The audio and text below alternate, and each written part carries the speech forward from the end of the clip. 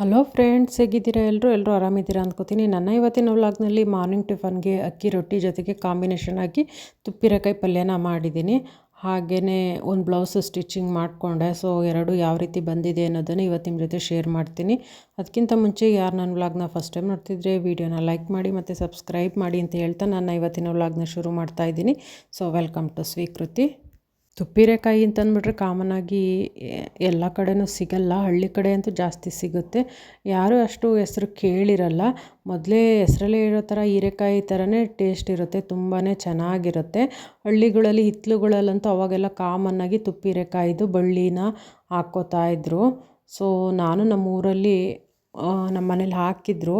ನಾನು ಚಿಕ್ಕವಳಿದ್ದಾಗ ತಿಂದಿದ್ದಷ್ಟೇ, ಮತ್ತೆ ಎಲ್ಲೂ ಸಿಕ್ಕೇ ಇರಲಿಲ್ಲ. ಈ ಪಕ್ಕದ ಮನೆಯವರು ಕೊಟ್ಟರು ಅಂತಂದ್ಬಿಟ್ಟು ಅದ್ರದ್ದು ಪಲ್ಯ ಮಾಡ್ಕೊಂಡಿದ್ದೆ. ತುಂಬಾ ಚೆನ್ನಾಗಿ ಬಂದಿತ್ತು ಪಲ್ಯ. ನಾನು ಚಿಕ್ಕವಳಿದ್ದಾಗ ಮನೆಯಲ್ಲಿ ಮಾಡಿದ್ದು ಪಲ್ಯ ಮತ್ತು ನನಗೂ ಸಿಕ್ಕೇ ಇರಲಿಲ್ಲ. ಇವಾಗಲೇ ಸಿಕ್ಕಿರೋದು ನನಗೂ ಕೂಡ. ಹೀರೆಕಾಯ್ದು ಸಾಂಬಾರು ಪಲ್ಯ ಏನಾದರೂ ಮಾಡಿದ್ರೆ ಎಷ್ಟು ಟೇಸ್ಟ್ ಇರುತ್ತೆ ಅಂದ್ಬಿಟ್ಟು ಎಲ್ರಿಗೂ ಗೊತ್ತೇ ಇದೆ. ಅದರಲ್ಲೂ ಇದು ತುಪ್ಪಿರೆಕಾಯಿ ಅಂತಂದರೆ ತುಪ್ಪದ್ದು ಟೇಸ್ಟ್ ಯಾವ ರೀತಿ ಇರುತ್ತೆ, ಹಾಗೆ ಹೀರೆಕಾಯ್ದು ಟೇಸ್ಟ್ ಯಾವ ರೀತಿ ಇರುತ್ತೆ ಅಷ್ಟೇ ಚೆನ್ನಾಗಿ ಬರುತ್ತೆ ಈ ತುಪ್ಪಿರೆಕಾಯ್ದು ಪಲ್ಯ. ಆ ಥರ ಟೇಸ್ಟ್ ಇರೋದಕ್ಕೆ ಇದಕ್ಕೆ ತುಪ್ಪಿರೆಕಾಯಿ ಅಂತ ಹೆಸರಿಟ್ಟಿದ್ದಾರೆ ಅಂತ ಅನಿಸುತ್ತೆ. ನೋಡೋದಕ್ಕೆ ಒಂದು ಪಟೋಳ್ಕಾಯಿ ಥರನ ಮತ್ತು ಸೌತೆಕಾಯಿ ಥರ ಕಾಣಿಸುತ್ತೆ ನೋಡಿ. ಸೊ ತುಂಬ ಬಲ್ತಿರೋದಾಗ್ಬಿಟ್ರೆ ಅದನ್ನು ಅಷ್ಟೇ ಹೀರೆಕಾಯಿ ಥರ, ಹೀರೆಕಾಯಿ ಬಲ್ತಾಗ ಸಿಪ್ಪೆ ಸಿಪ್ಪೆ ಸಿಗುತ್ತಲ್ವ, ಸೊ ಆ ರೀತಿಯೇ ಇರುತ್ತೆ. ಹಾಗಾಗಿ ಬಲ್ತಿರೋದಕ್ಕಿಂತ ಎಳೆ ತುಪ್ಪಿರೆಕಾಯಿನ ಪಲ್ಯ ಮಾಡ್ಕೋಬೇಕು. ಸೊ 4 ತುಪ್ಪಿರೆಕಾಯಿನ ಕೊಟ್ಟಿತ್ತು, ಅದರಲ್ಲಿ ಒಂದಂತೂ ಬಲ್ತಿತ್ತು. ಸೊ ಹಾಗಾಗಿ ಅದನ್ನು ಹಾಕಲಿಲ್ಲ. ಈ 3ರಲ್ಲೇ ಪಲ್ಯನ ಮಾಡಿಕೊಂಡೆ. ನೀಟಾಗಿ ತೊಳೆದ್ಬಿಟ್ಟು ಹಿಂದ್ಗಡೆ ತೊಟ್ಟು ಸೈಡ್ ಇರುತ್ತಲ್ವ, ಸೊ ಅದನ್ನೆಲ್ಲ ಕಟ್ ಮಾಡಿ, ಸಿಪ್ಪೆ ಏನು ಎರಿಯೋಂಗಿಲ್ಲ. ಮಧ್ಯದಲ್ಲಿ ಕಟ್ ಮಾಡಿದ್ರೆ ಒಳಗಡೆ ಮಧ್ಯದ್ದು ಒಂದು ಸ್ವಲ್ಪ ಕಟ್ ಮಾಡಿ ತೆಗೆದಾಕಬೇಕು. ಆನಂತರ ಕಾಯಿ ಥರದ್ದು ಯಾವ್ದು ಸಿಗುತ್ತೆ ಅದನ್ನು ಈ ರೀತಿ ಚಿಕ್ಕ ಚಿಕ್ಕದಾಗಿಯೇ ಕಟ್ ಮಾಡಿಕೊಂಡೆ. ಸೊ ಕುಕ್ಕರಲ್ಲೆಲ್ಲ ಹಾಕಿ ಬೇಯಿಸೋಂಗಿಲ್ಲ, ಮಸ್ತ್ ಹೋಗುತ್ತಲ್ಲ, ಸೊ ಅದೇ ರೀತಿ ಬೇಯ್ಕೊಳ್ಳುತ್ತೆ. ಸೊ ಹಾಗಾಗಿ ಹಾಗೇ ಬೇಯಿಸ್ಕೋಬೇಕು. ಒಗ್ಗರಣೆಯಲ್ಲೇ ಹಾಕ್ಬಿಟ್ಟು ಬೇಯಿಸ್ಕೊಂಡ್ರೆ ಒಂದು 5-10 ನಿಮಿಷದಲ್ಲೇ ಬೆಂದೋಗ್ಬಿಡುತ್ತೆ. ಒಳಗಡೆ ತಿಳಿ ಭಾಗನ ಕಟ್ ಮಾಡಿ ಹಾಕ್ಬಿಟ್ಟು ಈ ರೀತಿ ಕಟ್ ಮಾಡಿ ಇಟ್ಕೊಂಡು 2 ಟೊಮೊಟೊನ ಕಟ್ ಮಾಡ್ಕೊತಿದ್ದೀನಿ. ಹಾಗೆಯೇ ಒಂದು ಈರುಳ್ಳಿನ ತೊಗೊಂಡಿದ್ದೀನಿ. ಇಬ್ಬರಿಗಾಗೋವಷ್ಟು ಪಲ್ಯ ಅಷ್ಟೇ ಮಾಡ್ಕೋತಾ ಇರೋದ್ರಿಂದ ಸಾಕು ಇಷ್ಟೇ. ನಂತರ ಒಗ್ಗರಣೆಗೆ ಬಾಣಲಿಗೆ ಸ್ವಲ್ಪ ಎಣ್ಣೆನ ಹಾಕ್ಬಿಟ್ಟು, ಎಣ್ಣೆ ಕಾದ್ಮೇಲೆ ಒಗ್ಗರಣೆಗೆ ಎಷ್ಟು ಬೇಕೋ ಅಷ್ಟು ಕಡಲೆಬೇಳೆನ ಹಾಕ್ತಾಯಿದ್ದೀನಿ. ಬೇರೆ ಬೇಳೆ ಕಾಳು ಯಾವುದನ್ನು ಹಾಕ್ತಿಲ್ವಲ್ವ, ಹಾಗಾಗಿ ಕಡಲೆಬೇಳೆನೇ ಸ್ವಲ್ಪ ಜಾಸ್ತಿ ಹಾಕಿದ್ದೀನಿ, 1 ಟೇಬಲ್ ಸ್ಪೂನಷ್ಟು. ಆನಂತರ 1 ಸ್ಪೂನಷ್ಟು ಸಾಸಿವೆ, ಜೀರಿಗೆ ಅವೆಲ್ಲದನ್ನು ಸ್ವಲ್ಪ ಕಾದ್ಮೇಲೆ ಕಟ್ ಮಾಡಿ ಇಟ್ಕೊಂಡಿರೋಂಥ ಈರುಳ್ಳಿನೂ ಹಾಕ್ತಾಯಿದ್ದೀನಿ. ಸೊ ಈರುಳ್ಳಿನೂ ಹಾಕಿ ಒಂದು 4-5 ನಿಮಿಷದಷ್ಟು ಫ್ರೈ ಮಾಡ್ಕೋಬೇಕು. ತುಪ್ಪಿರೆಕಾಯಿ ಮತ್ತು ಟೊಮೊಟೊ ಇದರೆಲ್ಲ ಬೇಯ್ಕೊಳ್ಬೇಕು, ಹಾಗಾಗಿ ಈರುಳ್ಳಿನೂ ಅಷ್ಟೇ ಜಾಸ್ತಿ ಫ್ರೈ ಮಾಡಲಿಲ್ಲ. ಹಾಕಿ ಜಸ್ಟ್ ಮಿಕ್ಸ್ ಮಾಡಿಬಿಟ್ಟು ತುಪ್ಪಿರೆಕಾಯಿ ಮತ್ತು ಟೊಮೊಟೊವನ್ನು ಒಟ್ಟಿಗೆ ಹಾಕಿ ಬೇಯಿಸ್ಕೊತಾ ಇದ್ದೀನಿ. ಎಲ್ಲದನ್ನು ಒಟ್ಟಿಗೆ ಬೆಂದ್ಕೊಂಡ್ರೆ ಚೆನ್ನಾಗಿ ಬೇಯ್ಕೊಳ್ಳುತ್ತೆ ಅಂತಂದ್ಬಿಟ್ಟು ಫಸ್ಟ್ ಟೊಮೊಟೊ ಈರುಳ್ಳಿ ಫ್ರೈ ಮಾಡಿ ಆಮೇಲೆ ಇವನ್ನ ಹಾಕಿದ್ರೆ ಇದ್ರ ಜೊತೆ ಅಂತೂ ಒಂದು 10 ನಿಮಿಷ ಬೇಯ್ಕೊಳ್ಳೇಬೇಕು. ಹಾಗಾಗಿ ಇನ್ನೂ ತುಂಬಾ ಮಸ್ತ್ ಹೋಗೋ ಥರ ಬೆಂದ್ಕೊಂಡ್ಬಿಡ್ತವೆ ಅಂತಂದ್ಬಿಟ್ಟು ಎಲ್ಲದನ್ನು ಒಟ್ಟಿಗೆ ಹಾಕಿ ಬೇಯಿಸ್ಕೊತಾ ಇದ್ದೀನಿ.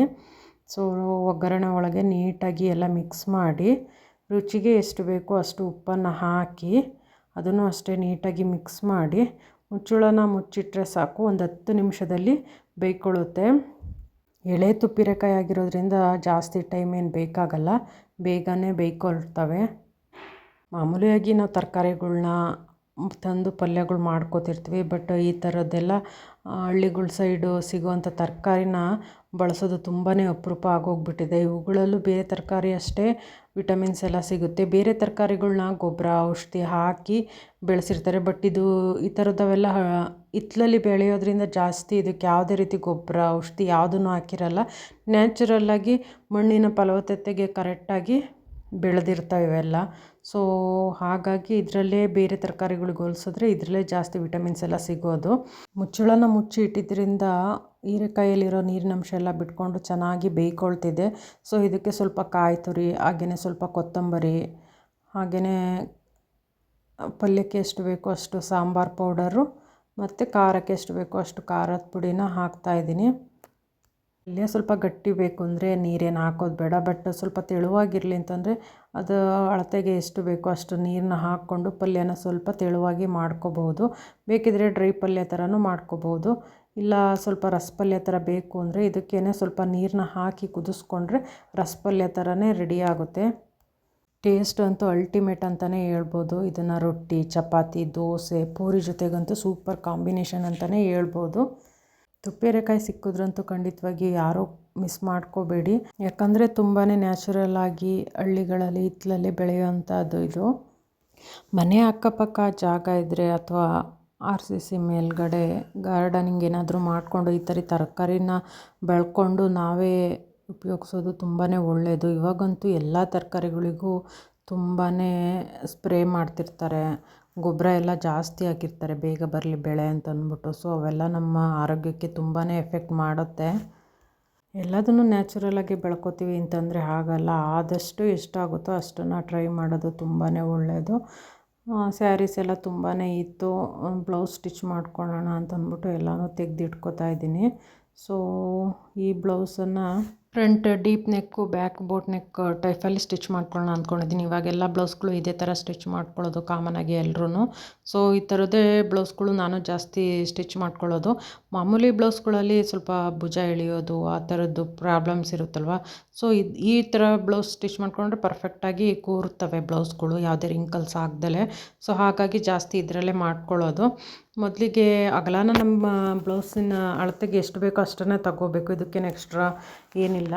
ಸೊ ನಾನಿಲ್ಲಿ ನನ್ನ ಎದೆಯ ಸುತ್ತಳತೆ ಇರೋದು 10 ಸೆಂಟಿಮೀಟರ್ಗೆ. ಸೊ ಎಕ್ಸ್ಟ್ರಾ ಒಂದು 2-3 ಸೆಂಟಿಮೀಟರ್ ಎಕ್ಸ್ಟ್ರಾ ತೊಗೊಂಡಿರ್ತೀನಿ. ಸೊ ಅಷ್ಟಕ್ಕೇ ಕುತ್ತಿಗೆ ಅಗಲನ ಮಾತ್ರ ಜಾಸ್ತಿ ತೊಗೋಬೇಕು. ಸೊ ನಾನಿಲ್ಲಿ ಕುತ್ತಿಗೆ ಅಗಲನ 4 ಅಥವಾ 4.25ಗೆ ತೊಗೊಂಡಿದ್ದೀನಿ.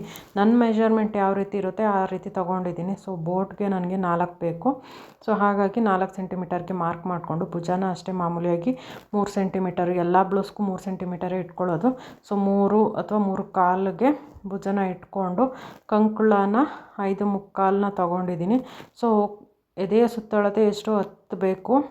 ಸೊ ಅಲ್ಲಿಗೆ ಮಾರ್ಕ್ ಮಾಡಿಕೊಂಡು ಮೊದಲನೇ ಶೇಪ್ನ ಹಾಕ್ತಾಯಿದ್ದೀನಿ. ಕಂಕುಳದ್ದು 1 ಸೆಂಟಿಮೀಟರ್ಗೆ ಮಾರ್ಕ್ ಮಾಡಿಕೊಂಡು ಒಂದು ಶೇಪ್ನ ಹಾಕಿ ಮುಂಭಾಗ ಶೇಪ್ಗೆ ಸ್ವಲ್ಪ ಒಂದು ಅರ್ಧ ಸೆಂಟಿಮೀಟರ್ನಷ್ಟು ಹೊರಗಡೆಗೆ ತಗೊಂಡು ಈ ರೀತಿ ಶೇಪ್ನ ಹಾಕಿದ್ದೀನಿ ಕಂಕುಳಕ್ಕೆ.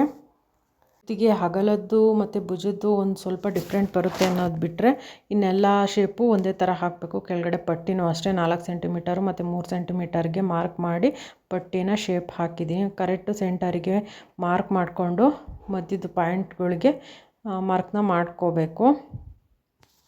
ನಾನಿಲ್ಲಿ ಡಾಟ್ಗೆ 4 ಸೆಂಟಿಮೀಟರ್ಗೆ ಮಾರ್ಕ್ ಮಾಡಿಕೊಂಡು ಅಲ್ಲಿಂದ 1 ಸೆಂಟಿಮೀಟರ್ಗೆ ಮಾರ್ಕ್ ಮಾಡಿಕೊಂಡು ಡಾಟ್ಸ್ನ ಮಾರ್ಕ್ ಮಾಡ್ಕೋತಾ ಇದ್ದೀನಿ. ಸೊ ಈ ರೀತಿ ಮಾರ್ಕೆಲ್ಲ ಮಾಡಿಕೊಂಡು ಇದನ್ನು ಅಷ್ಟೇ 1.5 ಮತ್ತು 2 ಸೆಂಟಿಮೀಟರ್ಗೆ ಮಾರ್ಕ್ ಮಾಡಿಕೊಂಡೆ. ಕಂಕುಳದ್ದು ಅಷ್ಟೇ 3.5ರಿಂದ 4 ಸೆಂಟಿಮೀಟರ್ಗೆ ಮಾರ್ಕ್ ಮಾಡಿಕೊಂಡೆ. ಮುಂಭಾಗ ಶೇಪ್ನೂ ಅಷ್ಟೇ ಒಂದು ಅರ್ಧ ಸೆಂಟಿಮೀಟರ್ಗೆ ಮಾರ್ಕ್ ಮಾಡಿಕೊಂಡು ಈ ರೀತಿ ಶೇಪ್ನ ಹಾಕಿ ಕಟ್ ಮಾಡ್ಕೋತಾ ಇದ್ದೀನಿ.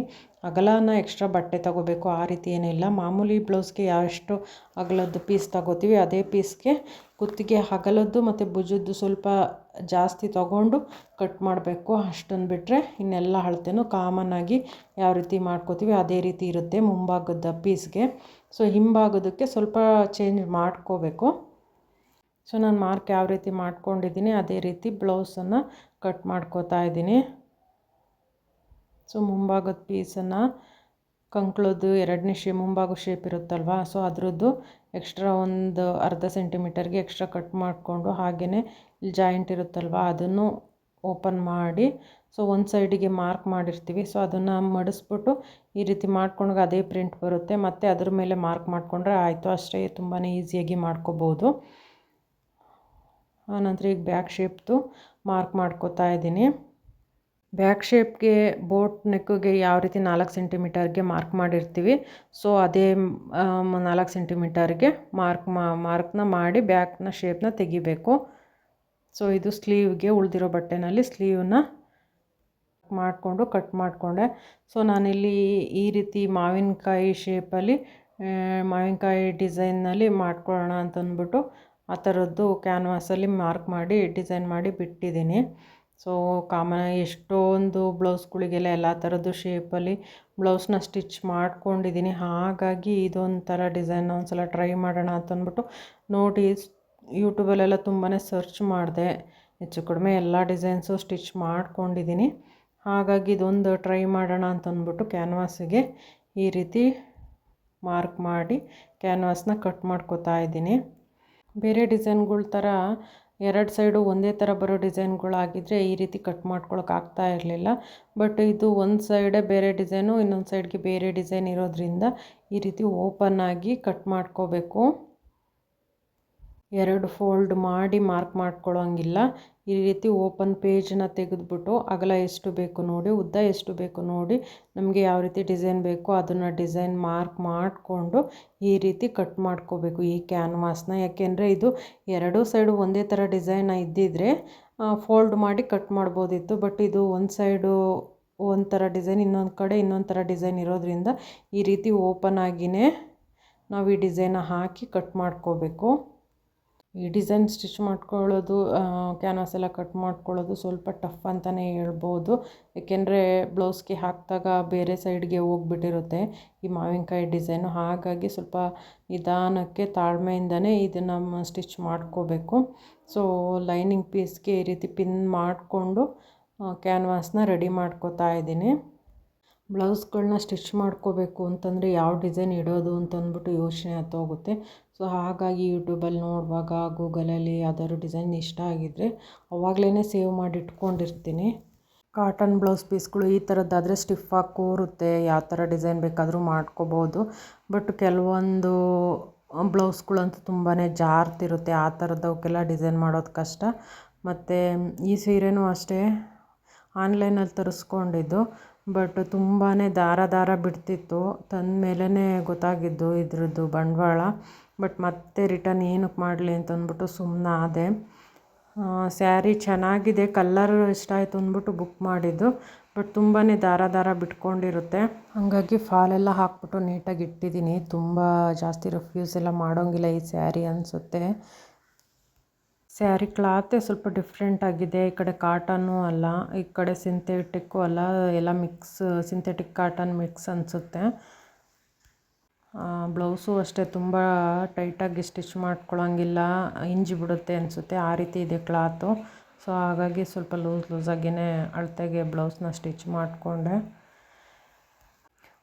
ಅಂಗಡಿಗಳಲ್ಲಿ ಹೋಗ್ಬಿಟ್ಟು ಕಣ್ಣೆದ್ರಿಗೆ ಬಟ್ಟೆ ಸ್ಯಾರೀಸು ತಂದರೆ ನಮ್ಗೆ ಗೊತ್ತಾಗುತ್ತೆ. ಬಟ್ ಆನ್ಲೈನಲ್ಲಿ ಬುಕ್ ಮಾಡಿದ್ರೆ ಇದೇ ರೀತಿ ಆಗೋದು. ಬಟ್ಟೆ ಆನ್ಲೈನಲ್ಲಿ ಬಟ್ಟೆ ಎಲ್ಲ ತರಿಸ್ಕೋಬೇಕು ಅಂತಂದರೆ ಇದೇ ಮತ್ತು ಭಯ. ಬಟ್ಟೆ ಅಂತಲ್ಲ, ಯಾವುದನ್ನು ತರಿಸ್ಕೊಂಡ್ರೂ ಆನ್ಲೈನಲ್ಲಿ ಸ್ವಲ್ಪ ಕಷ್ಟನೇ. ರಿಟರ್ನ್ ಆಪ್ಷನ್ ಇರೋದ್ರಿಂದ ಎಷ್ಟೋ ಪರವಾಗಿಲ್ಲ, ಇಲ್ಲ ಅಂತಂದರೆ ತುಂಬಾ ಕಷ್ಟ. ಕೆಲವೊಂದ್ರದ್ದು ಕ್ವಾಲಿಟಿ ಸ್ವಲ್ಪನೂ ಚೆನ್ನಾಗಿರಲ್ಲ. ನಾನು ಎಷ್ಟೇ ಬಟ್ಟೆಗಳು ತರಿಸ್ಕೊಂಡಿದ್ದೀನಿ, ಕೆಲವು ಕ್ವಾಲಿಟಿ ಚೆನ್ನಾಗಿಯೇ ಇರೋಲ್ಲ, ಕೆಲವೊಂದು ಬಟ್ಟೆಗಳು ಮಾತ್ರ ಚೆನ್ನಾಗಿರುತ್ತೆ. ಏನೇ ಅಂದರೂ ಅಂಗಡಿಗಳಲ್ಲೇ ಸ್ವಲ್ಪ ರೇಟ್ ಜಾಸ್ತಿ ಆದ್ರೂ ಅಂಗಡಿಗಳಲ್ಲಿ ತಂದ ಬಟ್ಟೆಗಳು ತುಂಬ ದಿನ ಬಾಳಿಕೆನೂ ಬರುತ್ತೆ, ಕ್ವಾಲಿಟಿನೂ ಚೆನ್ನಾಗಿರುತ್ತೆ. ಈ ಆನ್ಲೈನ್ ಬಟ್ಟೆಗಳಂತೂ ಬಾಳಿಕೆನೇ ಬರೋಲ್ಲ, ಜಾಸ್ತಿ ದಿನ ಬೇಗನೆ ಹಾಳಾಗ್ತವೆ. ಆನ್ಲೈನಲ್ಲಿ ಒಳ್ಳೆ ಬಟ್ಟೆಗಳು ಸಿಗೋದು ತುಂಬಾ ರೇರ್ ಅನಿಸುತ್ತೆ. ಆದಷ್ಟು ಕಮ್ಮಿ ರೇಟ್ಗೆ ಬಟ್ಟೆಗಳನ್ನ ತಗೊಳ್ಳೋದಕ್ಕಿಂತ ಸ್ವಲ್ಪ ರೇಟ್ ಜಾಸ್ತಿ ಆದರೂ ಪರವಾಗಿಲ್ಲ, ಸ್ವಲ್ಪ ಜಾಸ್ತಿ ರೇಟಿನ ಬಟ್ಟೆಗಳನ್ನ ತಗೊಳ್ಳೋದು ಬೆಟರು. ಹಾಗಿದ್ರೆ ಮಾತ್ರ ಸ್ವಲ್ಪ ಜಾಸ್ತಿ ದಿನ ಬಾಳಿಕೆ ಬರ್ತವೆ ಬಟ್ಟೆಗಳು. ಸೊ ಈ ರೀತಿ ಕ್ಯಾನ್ವಾಸ್ ಎಲ್ಲ ರೆಡಿ ಮಾಡಿಕೊಂಡು ಬ್ಯಾಕ್ ಸೈಡಲ್ಲಿ 3 ಸೆಂಟಿಮೀಟರ್ಗೆ ಡೀಪ್ನ ತೆಗೆದ್ಬಿಟ್ಟು, ಬೋಟ್ ನೆಕ್ ಅಲ್ವಾ, ಸೊ 3 ಸೆಂಟಿಮೀಟರ್ಗೆ ಒಂದು ಮಾರ್ಕ್ ಮಾಡಿ ಅಷ್ಟರದ್ದು ಡೀಪ್ನ ತೆಗೆದ್ಬಿಟ್ಟು ಮತ್ತು ಕೆಳಗಡೆಗೆ ನನಗೆ ಬ್ಯಾಕ್ ಡೀಪ್ ಎಷ್ಟು ಬೇಕು ಅಷ್ಟು 9.5ಯಿಂದ 10 ಸೆಂಟಿಮೀಟರ್ ಇಟ್ಕೊತೀನಿ. ಸೊ 3 ಸೆಂಟಿಮೀಟರ್ ಮೇಲ್ಗಡೆ ತೆಗೆದ್ರು ಮತ್ತು ಮಧ್ಯದಲ್ಲಿ 1 ಸೆಂಟಿಮೀಟರ್ನಷ್ಟು ಜಾಗ ಬಿಟ್ಟಿರ್ತೀವಿ. ಸೊ 4 ಸೆಂಟಿಮೀಟರ್ನ ಲೆಸ್ ಮಾಡಿ ಇನ್ನು 6.5 ಸೆಂಟಿಮೀಟರಿಗೆ ಈ ಡಿಸೈನ್ನ ಮಾಡಿದ್ದೀನಿ.